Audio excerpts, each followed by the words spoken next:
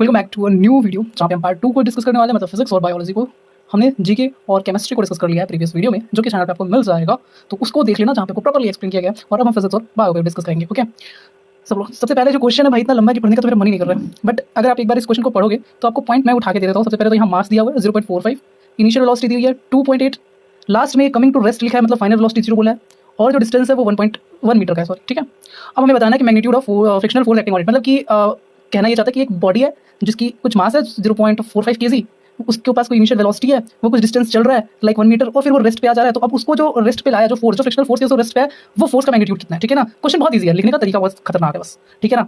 अब हमें क्या क्या पता चल गया, हमें इनिशियल वेलोसिटी पता है, फाइनल 0 हमें पता है, हमें एक्सेलरेशन निकालना है, तो हमें वो वाला फॉर्मूला यूज करना पड़ेगा, v² = u² + 2as, ठीक है ना। यहाँ से हम a निकाल सकते हैं क्योंकि s हमें पता है, फाइनली हमें 0 कर देना है, और यहाँ से जब आप a निकालोगे तो वो आ जाएगा आपका इनिशियल, मतलब 2.8 का स्क्वायर अपॉन डिस्टेंस 1, ठीक है ना, और इंटू 2, तो 2 आ जाएगा क्योंकि डिस्टेंस तो 1 नहीं था, 1 मीटर, तो बाई 2 हो जाएगा। यहाँ से आपको a मिल गया।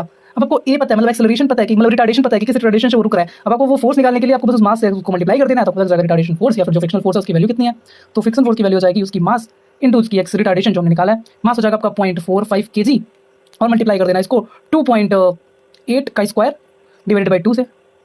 ओके, अब इसको आप सॉल्व करो, थोड़ा सा लेंदी है क्योंकि लेंदी तो है ही, जब इसको सॉल्व करोगे तो आपका आंसर आ जाएगा, ठीक है ना। अब आंसर कितना आएगा आपका, तो जो आंसर आएगा आपका वो आ जाएगा 1.764। मैंने कैलकुलेटर का यूज़ किया है, आपको वहाँ पे अपने से करना पड़ेगा, आई एम रियली सॉरी, बहुत ज़्यादा कैलकुलेटिव क्वेश्चन आ गया, और इसका आंसर आ जाएगा आपका अराउंड 1.8 न्यूटन। सी ऑप्शन आपका करेक्ट है। नेक्स्ट क्वेश्चन पे आते हैं। 1.96 n into sorry multiply by 10⁴ Newton Lincoln tower car travelling in positive x. अरे यार बहुत ही गंदा गंदा स्टेटमेंट है, ठीक है। उसका नेट फोर्स उस पर एक्ट कर रहा है वो -1.5 × 10⁴ न्यूटन का, और फिर मैग्नीट्यूड ऑफ एक्सेलरेशन पूछ रहा है, मतलब ये भी वही है। आपको फोर्स दे दिया है, आपको कार का वेट दे दिया है, और आपसे एक्सेलरेशन पूछा जा रहा है, समझ रहे हो। मतलब नेट फोर्स पता है आपको, नेट फोर्स का वैल्यू पता होता है, वो होता है मास इंटू एक्सेलरेशन। हमें बस क्या निकालना है इस नेट फोर्स में, हमें नेट फोर्स पता है, ठीक है, एक्सेलरेशन हमें निकालना है, और मास हमें निकालना है। मास हम निकालेंगे इसके वेट के जैसे, वेट होता है W = mg, जी को आप 10 ले लो, यहाँ से आपका मास निकल गया। अब ये मास जो निकल गया वहाँ पे पुट कर दो, लाइक अगर जी को मैंने 9.8 ले लेते, 9.8 ले लेते, या फिर 110 ले लें, ठीक है ना, वो तो डिसाइड करना पड़ेगा सोल्यूशन से। अगर हमने वैसे लिया है तो 1.96 × 10⁻³ हमारा 3 आ जाएगा, अगर हमने 10 ले लिया, और फिर उसको हमने क्या करना है, हमें मल्टीप्लाई करना है इसके, डिवाइड करना है हमें नेट फोर्स से, ठीक है ना। तो ऊपर आ जाएगा हमारा नेट फोर्स 1.5 × 10⁴, और इसको सॉल्व करना पड़ेगा। अगर इसको मैं काट दूँ तो ऊपर 10 बचेगा, हो जाएगा वो 15/1.96। मुझे कैलकुलेटर करना पड़ा है, तो आप वहाँ पे यार जल्दी कर लेना, क्योंकि मैं सोल्यूशन बोल रहा हूँ, मैं कैलकुलेट कर देता हूँ। कैलकुलेटर के हिसाब से मेरा आ रहा है 7.5 मीटर पर सेकंड स्क्वायर, ठीक है ना। तो इस हिसाब से तो मेरा बी ऑप्शन सही आ रहा है, बी ऑप्शन सही आ रहा है। एक बार आप वापस ट्राई कर लेना अगर मेरा कुछ गलत है तो। नेक्स्ट क्वेश्चन आते हैं। Each of the 2 jet engines on a Boeing 767 airliner develops और thrust of 1.97 × 10⁵ Newton when the airplane is flying at 250 metre पर second. What horsepower does engine develop? Okay, ठीक है। पहले तो हमें नेट फोर्स पता है जो हमें लग रहा है इस पे, ठीक है, और हमें क्या बता रहा है, हमें बता रहा है वेलोसिटी क्या जा रही है, और हमसे पावर पूछ रहा है। ओके, ठीक है। तो पावर, देखो पावर क्या होता है, पावर होता है तुम्हारा work upon time, work upon time होता है पावर। वर्क को हम लिख सकते हैं फोर्स इंटू डिस्प्लेसमेंट, वर्क को हम क्या लिख सकते हैं, फोर्स इंटू डिस्प्लेसमेंट, तो पावर हो जाएगा force into displacement upon time, और इसको हम कर सकते हैं डिस्प्लेसमेंट अपॉन टाइम को वेलोसिटी। तो हमारा फाइनल जो बन जाएगा power = force into velocity. Force हमें पता है, वेलोसिटी में पता है, हमें मल्टीप्लाई कर देना है। तो 1.97 10⁵ का मल्टीप्लाई करना है आपको 250 में, इंटू 10⁵ यहाँ आ जाएगा। इसको सॉल्व करते हैं, तो 119.7 मल्टीप्लाई बाई 225 कर देंगे, अगर इसको भी सॉल्व कर ले तो, ठीक है। अब रुको, इसको मैं कैलकुलेट कर लेता हूँ एक बार। ओके, तो ये आ रहा है तुम्हारा 4925 × 10⁴, ठीक है ना। मैंने एक कम करके उसको 197 कर दिया था। ओके, ये हमारा एग्जैक्ट आया है, लेकिन हमें हॉर्स पावर भी चाहिए। अब हॉर्स पावर भी चाहिए तो उसके लिए हमें याद रखना पड़ेगा कि एक हॉर्स पावर जो होता है वो 746 वाट होता है। ओके, पावर की यूनिट वाट में, ठीक है ना। मतलब कि हमें इसको 746 से डिवाइड भी करना पड़ेगा। ओके, मैं कर लेता हूँ एक बार, ठीक है। तो मैंने इसको डिवाइड कर लिया है, और डिवाइड करने के बाद आ रहा है 66,000 हॉर्स पावर, ठीक है। मैंने कैलकुलेटर का इस्तेमाल किया, मैं समझ नहीं सकता यार, इतने बड़े बड़े क्वेश्चन आप लोगों ने एग्जाम में कैसे किया होगा। Hats off to you. एसपीसीटी फिजिक्स टफ है भाई, लेंथी है, क्वेश्चन इजी है, न्यूमेरिकल वैल्यू इतनी गंदा है भाई, सॉरी।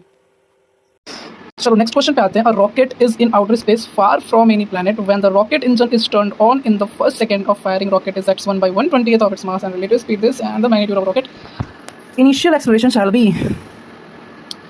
ओके, तो हमें इनिशियल एक्सेलरेशन बताना है, ठीक है। देखो भैया, थ्रस्ट, एफ थ्रस्ट का जो फॉर्मूला होगा वो आपको आना चाहिए। एफ थ्रस्ट का जो फॉर्मूला होगा वो होगा v रिलेटिव dm/dt। अगर आपको ये आता है तो आप ये क्वेश्चन सॉल्व कर पाओगे। अब यहाँ से हमें एक्सेलरेशन निकालना है, तो हम f को m × a करेंगे, a हमें निकालना है, और v रिलेटिव हमें दिया गया है, और dm/dt की वैल्यू पुट करनी है। और कैसे बताता हूँ, देखो क्वेश्चन बोल रहा है कि इन द फर्स्ट, क्वेश्चन बोल रहा है इन द फर्स्ट ठीक है ना, क्या बोल रहा है, in the first second of firing. तो ये जो बोल रहा है ना कि फर्स्ट सेकेंड ऑफ फायरिंग में क्या हो रहा है, 1/120th ऑफ द मास जो है रॉकेट का उतना इजेक्ट हो रहा है उसका।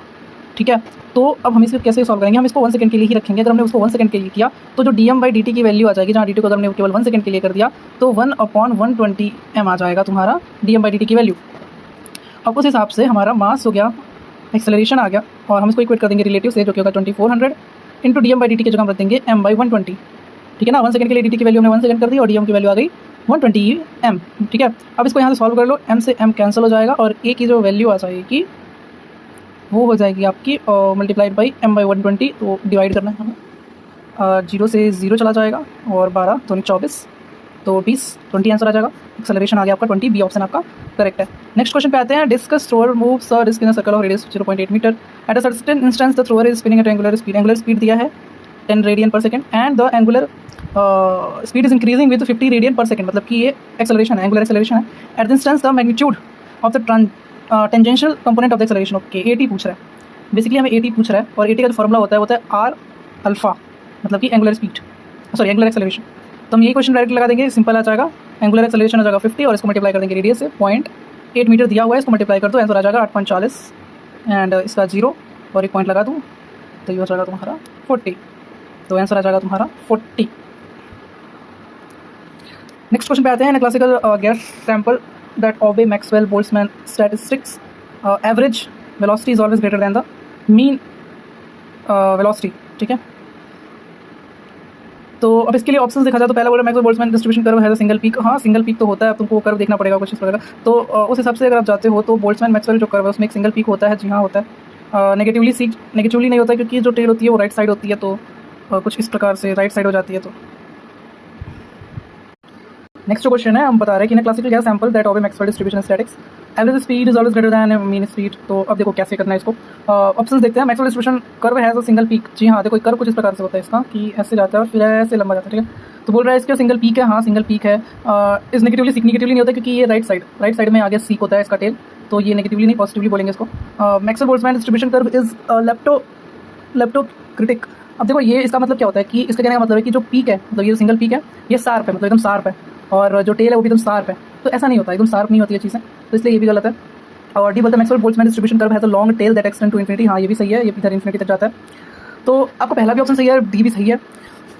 और एग्जैक्ट अगर हम देखा जाए कि एग्जैक्ट क्या आंसर होना चाहिए इस इक्वेशन, इस बात के लिए कि ए वी जो है वो वी एम पी से ज़्यादा है, तो अगर देखा जाए तो उसके लिए मेरे हिसाब से तो डी ऑप्शन ज़्यादा बेटर होगा। बाकी अगर ये क्वेश्चन बोनस जाना चाहिए क्योंकि ए और डी ग्राफ के हिसाब से दोनों पॉइंट सही हैं, लेकिन अगर ए वी के हिसाब से मैं देखूँ तो मोस्ट अप्रोप्रिएट अगर इन दोनों में चूज़ करना हो तो मैं डी को चूज़ करूँगा। ठीक है, बाकी अगर ये बोनस जाता है तो बहुत अच्छी बात होगी। 16th option. ठीक है, नेक्स्ट क्वेश्चन आते हैं। In a thermodynamic process the work done by the system depends on. अब देखो भैया सिंपल सी बात है, वर्क क्या होता है, वर्क जो होता है वो पाथ डिपेंडेंट होता है, पाथ पे डिपेंड करता है, तो डी ऑप्शन आपका सही है।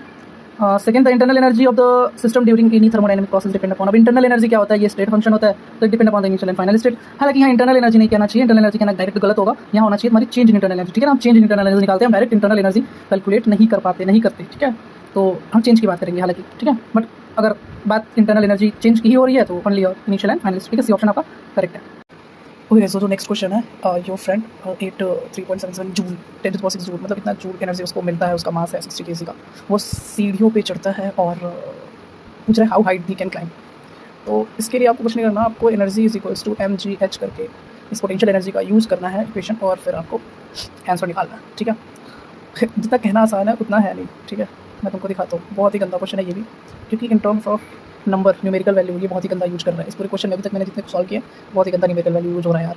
लाइक देखो एनर्जी में पता है 3.77 है, और मास में पता है, और जी और एच में निकालना है, तो एच हो जाएगा तुम्हारा एनर्जी अपॉन mg। अब एनर्जी तुम ले सकते हो 3.77 10⁶, मास हो जाएगा तुम्हारा 60, और ग्रेविटेशनल हम यूज़ कर रहे हैं अभी फिलहाल 10। ठीक है ना, अभी फिलहाल हम 10 यूज़ कर रहे हैं अपने सहूलियत के। ठीक है, तो अभी हमारे लिए 0 से 0 कैंसिल हो जाएगा, तो ये कैंसिल होकर 4 हो जाएगा। 6 से मैं इसको काटूंगा तो ये समथिंग आ जाएगा 6.3 समथिंग मान के चलता हूँ। ठीक है, 6.3 समथिंग मान के चल रहा हूँ। अब देखो 6.3 के हिसाब से देखा जाए तो अगर मैं ये 10⁴ को हटाऊंगा तो अप्रॉक्स जो मेरा आंसर आएगा वो आएगा 6300 के रेंज में। और यहाँ जो ऑप्शन मैच करेगा वो आएगा सी क्यों मैच हो रहा है, 64 वाला मैच इसलिए करेगा क्योंकि जो हमने डिवाइड किया था 10 से जी को मान के, यहाँ पे जी को ये लोग ने 9.8 माना है। अगर आप 9.8 लिए की ना कैलकुलेटर से सॉल्व करोगे तो आपका आंसर एकदम एग्जैक्ट आ जाएगा, सी के बराबर जितना सी है उतना आंसर आ जाएगा आपका 6416। ठीक है, तो ये आपका करेक्ट आंसर हुआ। नेक्स्ट क्वेश्चन पे आते हैं। Upon heating 1 kg of water at 0 degree centigrade to 100 degree centigrade the change in entropy. ये क्वेश्चन भी बहुत ही गंदा है, क्योंकि स्पेसिफिक कैपेसिटी ऑफ वाटर जो हम लोग को देना चाहिए वो दिया ही नहीं गया है। मतलब चेंज और एंट्रोपी अगर मैं निकालूँ कि mc/ln T final upon T initial करके, तो इसमें जो C की वैल्यू है वो दी नहीं है, तो वो जब तक आपको याद नहीं होगी तब कर नहीं पाओगे। जबकि देना चाहिए यार, ऐसे डिटेल्स में इतने लंबे लंबे अगर आप क्वेश्चन दे रहे हो तो आपको कम से कम ऐसे वैल्यू तो देने चाहिए। ठीक है, तो मास हो जाएगा हमारा 1 kg। C हम यूज़ करेंगे kg है तो kg यूज़ करेंगे 4200, और फिर ln normal, log natural log, और फिर T फाइनल और अपॉन T इनिशियल। अब यहाँ पे भी देखो एक चीज़ है कि डिग्री सेंटीग्रेड में दिया है, लेकिन हमें डिग्री सेल्सियस में नहीं, हमें केल्विन में लेना होगा। तो ये हो जाएगा 373 केल्विन अपॉन 273। ठीक है ना, इसको डिवाइड कर देना और ln हो जाएगा, और वो आपका हो जाएगा, तो ये हो जाएगा 4200। फिर से मैं सॉल्व कर लेता हूँ। ये हो जाएगा डेल्टा एस की वैल्यू 4200 इंटू ln, और ये हो जाएगा अराउंड 1.3 समथिंग कुछ आएगा डिवाइड होने के बाद। अब हमें ln इसको एंटी लॉक करके इसका आंसर निकाल लेना है। तो ये ln लॉक करके ln 1.3 का जो वैल्यू आ जाएगा वो आ जाएगा 0.3 समथिंग। तो अब आपको क्या करना है, आपको 4200 में 0.3 से मल्टीप्लाई कर देना है। तो 0.3 से अगर आप मल्टीप्लाई करते हो तो जाहिर सी बात है आ जाएगा 40612। इसके अराउंड में आपका आंसर आएगा। तो आओ देख लेते हैं। नियरेस्ट ऑप्शन है वो है आपका, हमारा जो आ रहा है 1260 के अराउंड आ रहा था। तो देखा जाए तो 1 पॉइंट समथिंग 3 है, तो 3 मान लेते हैं, इंटू 123 10 to the power 3 इस हिसाब से जाएगा। तो 1.13 नहीं 1.3 बी ऑप्शन जो है वो करेक्ट है इस हिसाब से। So the next question is, you are given a thin diverging lens. You find that a beam of parallel rays spread out after passing through the lens. The rays comes from a point 0.2 meter from the center of the lens. You want to use this lens to form the erect virtual image. What is that is 1/3 of the height of an object. Okay, ठीक है, question समझ में आ रहा है। और हमसे पूछ रहा है object will be placed at, हमें ऑब्जेक्ट का डिस्टेंस बताना है, मतलब कि हमें यू बताना है कि यू क्या होगा। ठीक है, अब इसके लिए हमें क्या क्या करना होगा। सबसे पहले तो डाइवर्जिंग लेंस है, और बोल रहा है कि लेंस पे रेस पैरेलल आ रही हैं, और फिर ऐसा दिख रहा है कि किसी पॉइंट से आती हुई दिख रही हैं। तो जो पैरेलल रेस होती हैं वो कहाँ से आती दिखती है, हमेशा फोकस पे। तो जो 0.2 मीटर है ये तुम्हारा फोकस बता रहा है 0.2 मीटर। ठीक है ना, और डाइवर्जिंग लेंस है तो माइनस में आएगा फोकल लेंथ। ठीक है, उसके बाद दूसरी चीज़ तुम इससे जान सकते हो कि मैग्निफिकेशन की बात हो रही है, क्योंकि बोल रहा है कि you want to use this lens to form erect virtual image that is 1/3 of the height of object. मतलब मैग्निफिकेशन जो है वो अगर हाइट के रिस्पेक्ट में देखा जाए तो वो 1/3 है, और उसको ऑब्जेक्ट के डिस्टेंस पे देखा जाए तो v/u कर लोगे। तो इस हिसाब से तुम्हारा जो v है u के टर्म में आ जाएगा u/3। ठीक है, अब हम लगाते हैं अपना मिरर फार्मूला, क्योंकि हमें v पता चल चुका है u के टर्म में, हमें पता चल चुका है, हम u निकाल लेंगे, सॉरी लेंस फार्मूला, और हम निकालेंगे। तो लेंस फार्मूला हो जाएगा 1/f is equals to 1/v minus 1/u। अब हमें पुट करना है सारी वैल्यूज। तो 1/-0.2 होगा, 0.2 को मैं ऐसे लिख सकता हूँ, -0.2 इज इक्वल्स टू ये आ जाएगा तुम्हारा u/3, तो नीचे u आ जाएगा, ऊपर 3 चला जाएगा, माइनस 1/u आ जाएगा, u कॉमन हो जाएगा तो 2 हो जाएगा, 2/u इधर, और u इधर भेज दिया, इधर भेज दिया, तो u यहाँ पे आ जाएगा, और माइनस इधर चला जाएगा, तो हो जाएगा -2 × 0.2 -0.4। ठीक है ना, -0.4। तो u की वैल्यू आ रही है हमारी -0.4। अब आंसर देखा जाए तो यहाँ पे कहीं भी -0.4 नहीं है, इसका मतलब है कि ऑप्शंस गलत दिखाए हैं। तो ये जो क्वेश्चन है ये भी आपका बोनस जाएगा। नेक्स्ट क्वेश्चन पे आते हैं 22nd, the light getting capability of a lens is commonly expressed in पर मीटर टर्म्ड एज। तो इसका जो आंसर आएगा वो डी आएगा F नंबर। 23rd है कि पहले तो एक ऑब्जेक्ट है जिसकी हाइट h है, और उसको हमने स्फेरिकल मिरर के सामने रखा हुआ है, जिसका फोकल लेंथ जो है तुम्हारा 0.4 मीटर। बोल रहा है कि जो इमेज बन रही है वो सेम ओरिएंटेशन है, सेम ओरिएंटेशन का मतलब होता है इरेक्ट इमेज, एंड उसकी हाइट जो है वो ऑब्जेक्ट की हाइट का 0.20 है, मतलब छोटी है। ठीक है ना, मतलब कि जो इमेज बन रही है वो पहली बात तो इरेक्ट बन रही है, और दूसरी डिमिनिस्ड बन रही है, क्योंकि 0.20 हाइट है ऑब्जेक्ट की हाइट के कंपैरिजन में। तो erect and diminished the image will be, तो इमेज कैसी होगी हमारी, पहली बात तो अब इरेक्ट जो होती है वो वर्चुअल होती है। ठीक है ना, इरेक्ट इमेज जब बनती है तो वो वर्चुअल होती है। तो हमारा पहला गलत हो गया ऑप्शन, और तीसरा गलत हो गया, बचा हमारा वर्चुअल। अब हमें बताना है कि सेम साइड या अपोजिट साइड। ठीक है, तो जो इरेक्ट और वर्चुअल जो इमेज बनती है, वर्चुअल इमेज हमेशा अपोजिट साइड बनती है मिरर की, तो ऑप्शन बी हमारा सही होगा। ठीक है ना, वर्चुअल इमेज कैसी बनती है, हमेशा अपोजिट साइड बनती है, डिमिनिस्ड बन रही है और अपोजिट साइड बन रही है। ठीक है ना, डिमिनिस्ड बन रही है और अपोजिट साइड बन रही है, क्योंकि ये जो मिरर है, पहले मिरर बता दो क्या मिरर है तुम्हारा, कॉन्वेक्स मिरर है। कॉन्वेक्स मिरर है, क्यों कॉन्वेक्स मिरर है, क्योंकि इरेक्ट इमेज और डिमिनिस्ड बन रही है। जब कॉन्केव होता तो वो इरेक्ट और मैग्नीफाइड बनती। कॉन्केव मिरर इरेक्ट और मैग्नीफाइड इमेज बनाता है, लेकिन जो कॉन्वेक्स मिरर है वो इरेक्ट एंड डिमिनिस्ड बनाता है। ठीक है, नेक्स्ट जो क्वेश्चन है कि block of mass 0.68 kg is fastened to a spring whose spring constant दे दिया है। ब्लॉक को पुल किया गया है 0.11 मीटर के लिए इक्विलिब्रियम से, और फिर उसको रिलीज कर दिया गया है। हमें बताना है time period of resulting motion. तो यार ये स्प्रिंग का टाइम पीरियड का फॉर्मूला डायरेक्ट यूज कर लो, T is equals to 2 pi under root M by K. सारी वैल्यूज दी हुई हैं, पुट कर लो। एम की जगह 0.68, के की जगह 65। सॉल्व करो। सॉल्व करने पे तुम्हारा आंसर आएगा 0.642 सेकेंड्स। ठीक है, 0.642 सेकेंड्स आएगा। और अगर आप आंसर देखोगे तो सेकंड्स में तो आंसर गलत है। दूसरा आंसर है 640 मिली सेकेंड। तो ये मिली सेकेंड वाला आंसर सही आ जाएगा। ठीक है ना, 10⁻³ लिया था तो मिली सेकेंड में आंसर सही आ जाएगा। सो इस फिजिक्स का जो पेपर है इसका सोल्यूशन बनाने में बहुत टाइम लग रहा है, क्योंकि मैं क्वेश्चन को 3-4 बार ट्राई कर रहा हूँ, तब जाके समझ में आ रहा है कि क्वेश्चन ही गलत है। मतलब यहाँ देखो फेज डिफरेंस दे दिया है और उसके बाद बोल रहा है कि बताता हूँ फेज डिफरेंस कुछ भी। अच्छा चलो ठीक है, हमने इसको हटा दिया, हम फेज डिफरेंस निकालने चलते हैं। उसके बावजूद जो क्वेश्चन है वो कितना कंफ्यूजिंग है, क्योंकि न्यूमेरिकल वैल्यू देखो। रिजल्टेंट का जो फॉर्मूला बनेगा वो बनता है कि रिजल्टेंट है equals to 10th same amplitude into cos 5/2। ठीक है, अब हमें अगर गिवन वैल्यू पे रख के हम इस फेज डिफरेंस को भूल के फेज डिफरेंस निकाले जाएंगे तो हमारा कॉस 5/2 का जो वैल्यू बनेगा वो होगा 4.9 इंटू 10⁻³ अपॉन 2 इंटू 9.8। ठीक है ना, इसको अगर मैंने काट दिया 2 से तो 2 तो 4 हो जाएगा, 10⁻³ 10⁻³ नीचे ऊपर कट जाएगा। तो कॉस 5/2 की जो वैल्यू बनेगी वो होगी 1/4। अब इसकी वैल्यू कहाँ से तुम निकालोगे, तुमको याद ही नहीं होगा, मुझे भी नहीं याद है ना। लेंथी कौन करेगा, कैलकुलेटर से करने के बाद भाई 2.6 रेडियन आ रहा है, मुझे पता है वहाँ पे बैठ कर कोई नहीं कर पाएगा। तो इसको भी बोनस देना चाहिए, क्योंकि पहले एक तो 100 डिग्री तुम दे रहे हो फेज डिफरेंस, उसके बाद फिर फेज डिफरेंस पूछ। छोड़ो यार। तो उसके बाद standing wave are characterized by fixed location of zero displacement called, इसको नोड कहेंगे, मोड कहेंगे, नोड कहेंगे। A string has linear density mu 45 newton और sinusoidal wave with frequency this amplitude this and the energy. इसको भी मैंने solve किया, इसमें भी पता नहीं कुछ तो रोल है, इसको भी निकालने में कैलकुलेटर यूज़ करना पड़ा। आंसर आएगा 382.5 वाट। उसके बाद 20th क्वेश्चन है, the nucleus of iron atom has a radius of about 4 × 10⁻15 metre and it contains 26 protons. The magnitude of electrostatic force between the two of the protons that are separated by 4। This क्या होगा, तो F equals to के Q1 Q2 upon R square कर देना, answer आ जाएगा। के की value रख देना 9 × 10⁻⁹ 10⁻9। उसके बाद Q1 Q2 की वैल्यू रख देना, प्रोटॉन की वैल्यू रख देना 1.6 × 10⁻19 इसका स्क्वायर, और रेडियस दिया है इसका स्क्वायर। सॉल्व करना, कैलकुलेट करना, आंसर आ जाएगा 14 न्यूटन के अराउंड। ठीक है ना, अप्रॉक्स आएगा, तो 14 न्यूटन कर लेना। इसके चलो क्वेश्चन है, isolated conducting sphere whose radius r is 0.0685। तो इसका चार्ज दिया है, एनर्जी डेंसिटी पूछ रहा है, रेडियस दिया है, चार्ज दिया है। तो पहले आप ई निकाल लो, के क्यू अपॉन आर स्क्वायर कर देना, के क्यू अपॉन आर स्क्वायर, इससे ई निकल जाएगा। और फिर एनर्जी डेंसिटी का फॉर्मूला होता है 1/2 एप्सिलॉन नॉट ई स्क्वायर। फिर एप्सिलॉन नॉट की वैल्यू रख के आपको म्यू निकालना पड़ेगा। म्यू निकालोगे तो जूल में आएगा, फिर जूल को माइक्रो जूल में कन्वर्ट करोगे तो आपका जो करेक्ट आंसर आएगा तो आएगा 25.4 माइक्रो जूल पर मीटर क्यूब। नेक्स्ट क्वेश्चन है, you are given a length of uniform heating wire. देखो यार इसमें क्या दिया, रेजिस्टेंस दिया है, पोटेंशियल डिफरेंस दिया है, और एट द एंड हमें पूछ रहा है, क्या पूछ रहा है, पावर दिया, सॉरी ऑप्शन देख लो, पावर पूछ रहा है। तो पावर जो है वो होता है V square by R, V भी दिया है, आर भी दिया है। सॉल्व कर लो, स्क्वायर आ जाएगा 120 × 120 अपॉन आर मतलब 72। सॉल्व कर ही लेते हैं, इसको कट करो तो 6 1 जा 6, 6 2 जा 12 एंड ये हो जाएगा तुम्हारा 6 2 जा 12, 20, 12 से 12 कटेगा, ये आ जाएगा 10, तो 200। ठीक है, ये आ रहा है 200, तो आंसर आ जाएगा आपका सी सही है आपका 200 वाट। नेक्स्ट जो क्वेश्चन है 31st पढ़ने का तो मन नहीं कर रहा है।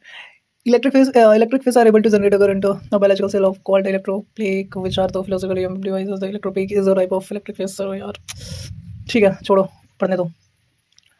हमें बोला है कि अमेरिकन ईल है वो 140 रो में अरेंज की गई हैं, हर रो को हॉरिजॉन्टली स्ट्रेच किया गया है, जिसमें 50 इलेक्ट्रोप्लेक हैं। हॉरिजॉन्टली स्ट्रेच मतलब कि पहला अरेंजमेंट है। ईच का जो EMF है वो है 0.15 वोल्ट और जो इंटरनल रेजिस्टेंस है वो है 0.25 ओम। ठीक है, उसके बाद बोल रहा है surrounding complete the circuit two ends one of the animal headers on यार यार कुछ भी लिखा है। इफ द वाटर का रेजिस्टेंस दिया है 800 और हमसे पूछ रहा है कि करंट प्रोड्यूस कितना होगा। वाह, अब करंट निकालने के लिए हमें V/R करना होगा, मतलब कि पहले तो टोटल वोल्टेज पता चले, फिर टोटल रेजिस्टेंस पता चले, तब जाके करंट निकालो। अब एक का दिया है 0.15 वोल्ट और 5000 इलेक्ट्रोप्लेक्स हैं, और जाहिर सी बात है उनका रोज़ 140 है, उससे मतलब हमारा नहीं रहेगा। क्योंकि हॉरिजॉन्टली है, मतलब पैरेलल अरेंजमेंट है, तो ईएमएफ जो है वो सेम में जाएगा। तो हमें बस 0.15 को मल्टीप्लाई करना है 5000 में। 1 मिनट मुझे कैलकुलेटर का इस्तेमाल करके थोड़ा सा सॉल्व करने दो। आ जाएगा 15 15 15 75, अच्छा 15 25 75 होता 75 आएगा ना। तो 75 मतलब 750 मान के चलते हैं। चलो ठीक है, 750 मानते हैं। 750 वोल्ट अब ले लेते हैं हम लोग वोल्टेज टोटल, और रेजिस्टेंस के लिए भी कुछ वैसे ही करना पड़ेगा। रेजिस्टेंस जो है वो पैरेलल का निकालना पड़ेगा यार। एक सेकेंड। तो वी इंटरनल निकालना पड़ेगा, एंड इंटरनल रेजिस्टेंस ऑफ 0.25 ओम। ठीक है, तो पहले तो इसको भी वैसे करना पड़ेगा कि 0.25 को मल्टीप्लाई करना पड़ेगा हमें 5000 से।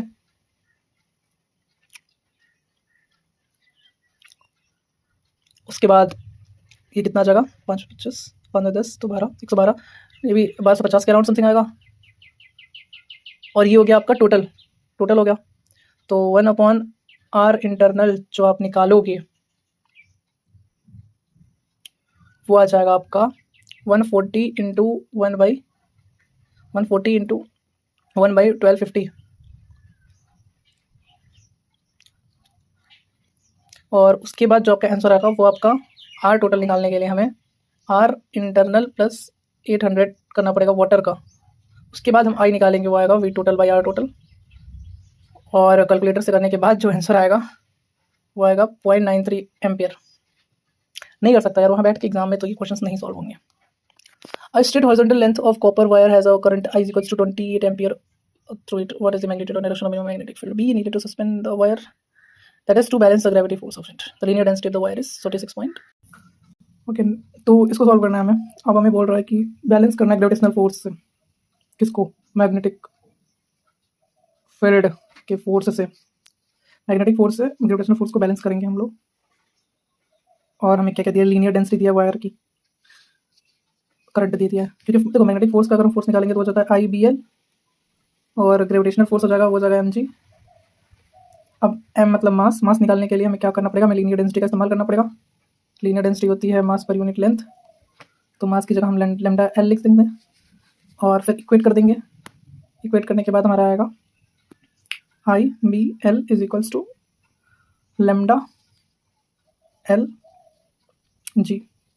L से L कैंसिल हो जाएगा, लैम्डा B हमारा निकल जाएगा, B आ जाएगा हमारा लैम्डा G बाई आई। क्या आ जाएगा, लैम्डा G बाई आई। तो B आ जाएगा आपका लैम्डा G बाई आई दिया 28, G को आप 10 ले लो, और लैम्डा आपको पता ही है 46.6 है। तो 46.6 को 10 से मल्टीप्लाई कर दोगे तो हो जाएगा 466। इसको डिवाइड कर देना 28 से, आपका आंसर आ ही जाएगा। कुछ चेंजेस तो नहीं है इसमें। ग्राम पर मीटर, अच्छा ग्राम पर मीटर है, तो हमें इसको किलोग्राम पर मीटर लेना पड़ेगा ना, ऐसा यूनिट में। केजी मीटर तो सही है, केजी पर मीटर लेना पड़ेगा। तो ग्राम को 10 to the power minus 3 multiply करना पड़ेगा। ओके, तो यह आ जाएगा 466 into 10 to the power minus 3 upon 28 कर दो। इसको जब आप सॉल्व करोगे तो आंसर आएगा आपका around 1.6 into 10 to the power minus 2, I think so 1.6 into 10 to the power minus 2। ठीक है, सी आएगा आपका आंसर। नेक्स्ट क्वेश्चन पे चलते हैं। Next question is solenoid as a length is 1.23 meter. Linear diameter is this. Carries a current I 5.57 ampere. Consists of a 5 closed pack layer each of 850 turns. B at the center. B at the center क्या होता है, mu naught NI होता है। B क्या होता है, mu naught NI। N की value निकालनी पड़ेगी। N होता है number of turn upon length. Number of turn कितना 850 है, लेकिन 5 क्लोज पैक लेयर्स भी हैं साथ में 180 टर्न है, तो 5 इंटू 850 हो जाएगा, ये होगा टोटल नंबर। और लेंथ जो आपका दिया है, लेंथ आपको क्या दिया है 1.23, तो 5 into 850 divided by 1.23 metre. Okay, इसको करोगे तो आपका है ना आएगा, आई आपको दिया है, इसको फिर मल्टीप्लाई कर देना 5.57 एम्पियर से, और इधर म्यू नॉट की वैल्यू रख देना जो कि होता है 4 pi into 10 to the power minus 7, 4 pi into 10 to the power minus 7, पाई को 3.14 रख लेना और सॉल्व करना। कैलकुलेटर से मैं करके देख ले रहा हूँ और आंसर जो आएगा वो आएगा 24.2 मिनट इसला। 34th क्वेश्चन आते हैं। नेक्स्ट क्वेश्चन है solenoid has an inductance of 53 millihertz and a resistance of 0.37 ohm. If the solenoid is connected to the battery, how long current reach the half of the final equilibrium value? इसका मैं direct answer बता देता हूँ, 0.1 second है। कैसे आया मत पूछना। यार देखो इस एग्जाम का ना मैं रिव्यू वीडियो बनाने वाला हूँ, वर्स्ट पेपर बना इस बार। नेक्स्ट जो क्वेश्चन है 35 और 1.5 माइक्रोफैरड कैपेसिटर है जिसको चार्ज किया गया 57 वोल्ट तक और हाफ और बोल रहा है कि 12 मिली हर्ट्स कॉइल है करेक्टेड। नेक्स्ट क्वेश्चन है वो बोल रहा है कैपेसिटर है 1.5 माइक्रोफैरड का 57 वोल्ट चार्ज किया गया, उसके बाद इसको डिस्कनेक्ट किया गया। फिर बोल रहा है कि 12 मिली हेनरी कॉइल है connected in series with the capacitor, मतलब ये एलसी सर्किट बना रहा है। What is the maximum current in the coil assuming the circuit contains no resistance. अच्छा capacitor LC circuit okay then the maximum current in the coil, ठीक है। मतलब इन दोनों को ऐसे कनेक्ट करा गया है और पहले तो कैपेसिटर को मतलब चार्ज करके हटा दिया गया और फिर उसको इंडक्टर से जोड़ दिया गया सीरीज में। एलसी ऑसिलेशंस हो रहा है, मतलब कि इसकी एनर्जी उसमें जा रही है, उसकी एनर्जी इधर आ रही है, तो एनर्जी को आपको इक्वेट करना पड़ेगा। आपको एनर्जी इक्वेट करनी पड़ेगी कैपेसिटर और इंडक्टर की, तो आपका सोल्यूशन होगा फिर आएगा एनर्जी आपका करंट निकल जाएगा आपका। अब इसको निकालने के लिए आप इधर लोगे हाफ सी वी स्क्वायर और इधर लोगे आप हाफ इंडक्टर का एल और आई स्क्वायर, ठीक है ना। अब आई स्क्वायर हमें निकालना है, हाफ से हाफ कैंसिल हो जाएगा। सी आपको पता है माइक्रोफैरड है, उसको ले लो माइक्रोफैरड को, उसके बाद वी स्क्वायर कर दो और आई एल आपको दिया 12 मिली हेनरी, उसको भी ले लो और फिर इक्वेट करो। आई की जो वैल्यू आपकी लास्ट में आएगी वो आएगी आपकी 640 मिली एम्पियर। नेक्स्ट क्वेश्चन पे आते हैं। नेक्स्ट जो क्वेश्चन 36 मैं इसका डायरेक्ट आंसर बता रहा हूँ, अब मुझे हैक्टिक लग रहा है सॉल्व करना। इसका होगा 11 मिली सेकेंड। नेक्स्ट है 37 when you look at the notes, ठीक है। RMS value of the electric field, nice question. Okay जो नेक्स्ट क्वेश्चन है 37 है, इसको मैंने सॉल्व किया और मेरे से तो नहीं आया आंसर, मैच नहीं हो रहा था। बाकी अगर आपसे हो गया तो ठीक है, अदरवाइज मेरे हिसाब से ये भी बोनस जाएगा। 38 जो है इसका आएगा आपका 16 किलोमीटर पर सेकंड, थोड़ा लंबा कैलकुलेशन है। 39 का भी मेरे से नहीं हो रहा था आंसर, सोल्यूशन मतलब करेक्ट आंसर नहीं आ रहा था, तो ये भी मेरे को बोनस जा रहा है। और जो 40 क्वेश्चन है वो भी फर्स्ट अटैम्प्ट में नहीं हो रहा है यार, लेकिन अगर इसका कोई करेक्ट ऑप्शन जाना चाहिए तो डी जाना चाहिए, अदरवाइज ये भी क्वेश्चन सही नहीं है।